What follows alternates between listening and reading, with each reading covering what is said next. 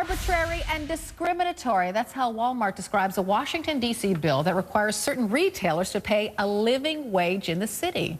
The bill targets companies with $1 billion in annual revenues, footprints of 75,000 square feet or more, and employees who make $50,000 or less per year.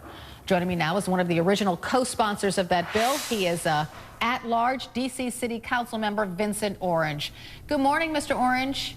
Good morning. Good morning.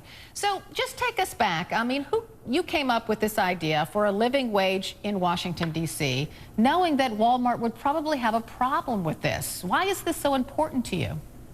Well, it's extremely important. We want large retailers to come into the District of Columbia where our citizens can prosper with them, such as Costco. Costco has been in Washington, D.C. for less than 6 months. Their average wage is $21 per hour. 84% of their employees are D.C. residents. They are good corporate residents in the District of Columbia. In fact, their CEO supports our living wage bill and has called on the president to increase the minimum wage. Those are the type of entities that we want in the District of Columbia. The District of Columbia offers a larger, more concentrated consumer base with disposable income. And that's the reason why other retailers are knocking on our doors and would like to come in. But we cannot have them pay poverty wages and have the taxpayers of the District of Columbia pick up social costs. Walmart knocked on your door, and now it's going to take a hike if this bill becomes law. So what you'd like Walmart to do, the minimum wage in Washington, D.C. is $8 per hour or so, right? That is correct. $8.25 per hour. Okay, $8.25 per hour. And you want Walmart to pay its employees $12.50 per hour.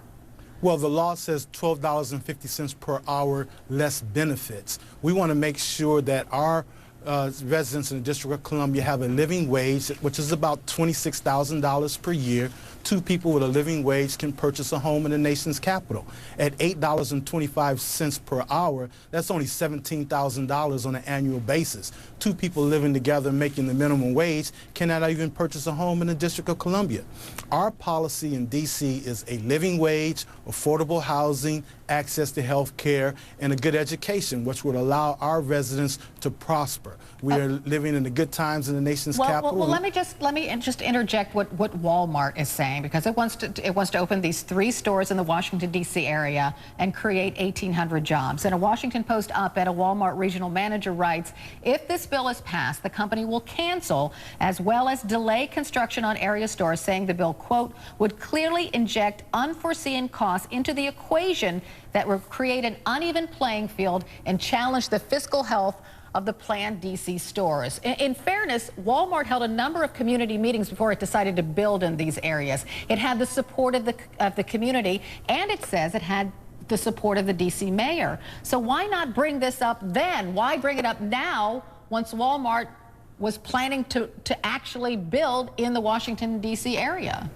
Well, Carol, I have to correct the record. In 2006, we established a law for the living wage. Any entity doing business in the District of Columbia that receives government assistance has to pay a living wage. So this is not a new argument. And now today we're saying if you're a large retailer and you gross in excess of $1 billion, then you must pay a living wage minus benefits. Now, if you calculate that your benefits amounts to like $2, then you can pay a living wage of $10.50 plus benefits. It's well documented that Walmart basically provides the minimum wage and forces governments to pick up the social costs being access to health care, public housing assistance, food stamps, Medicaid, things of that nature. So in the long run, Walmart doesn't pay off for the citizens of the District of Columbia. And that's the reason why we're having this discussion. You understand the position the mayor is in. He's got to choose between 1,800 jobs or nothing. Well, I think what the mayor has to be cognizant of the fact that he needs to look at the whole picture. We have invited Costco's into our city. They're doing extremely well. They're paying an average wage in excess of $21. To allow Walmart to come in and pay $8.25. In the long run, that will suppress wages, and that will hurt our economy. Right now, we're coming off of $800 million of surpluses over our last 4 fiscal years.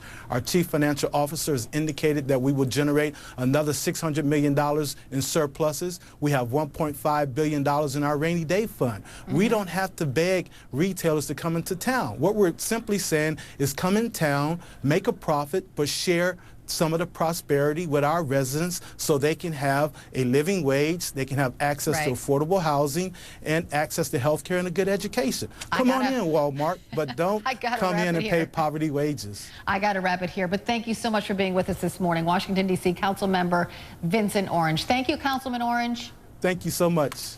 It's a moment Phil Mickelson will